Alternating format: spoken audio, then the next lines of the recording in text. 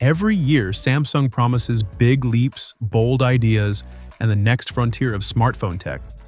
But lately, a lot of people, including one of the loudest voices in the leak world, Ice Universe, think Samsung might be quietly tapping the brakes.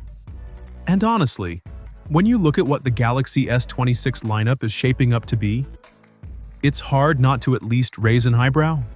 Ice has basically been on a mission, calling out Samsung's CEO for supposedly squeezing innovation to boost profits. And while that's a big claim, the early specs for the S26 series don't exactly help Samsung's case. So today let's break down what's actually changing, what's not, and whether Samsung is starting to coast a little. Starting with the regular S26. The screen gets a tiny bump from 6.2 inches to 6.3, but aside from that, pretty much the same panel, same brightness, same everything. RAM and storage barely move, although thankfully Samsung seems to have finally killed the 128GB model. Battery goes up by 300 mAh, which is nice, but nothing mind-blowing. The big difference is the chipset split.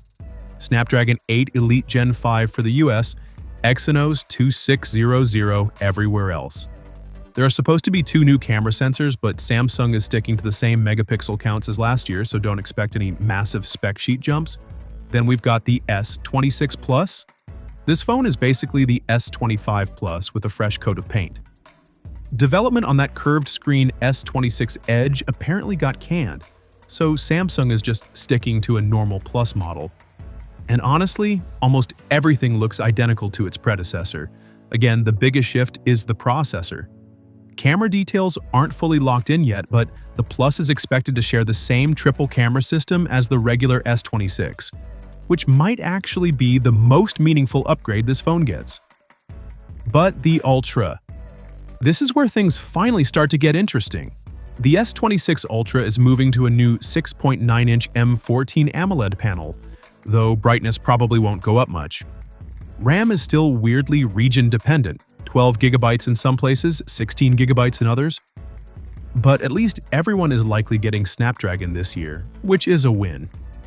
The battery stays the same, but Samsung might finally be bumping fast charging from 45 watts to 60 watts. It's not industry-leading, but after years of no movement, it's something.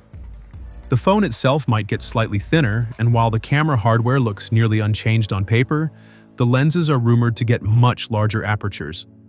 That could make a bigger difference than people think. Brighter photos, cleaner night shots, better video, even without flashy new megapixel numbers.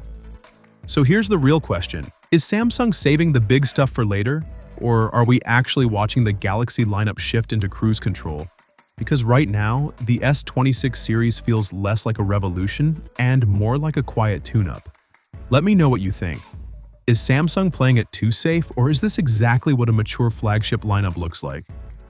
Drop your thoughts down below, and as always, thanks for watching. I'll catch you in the next one.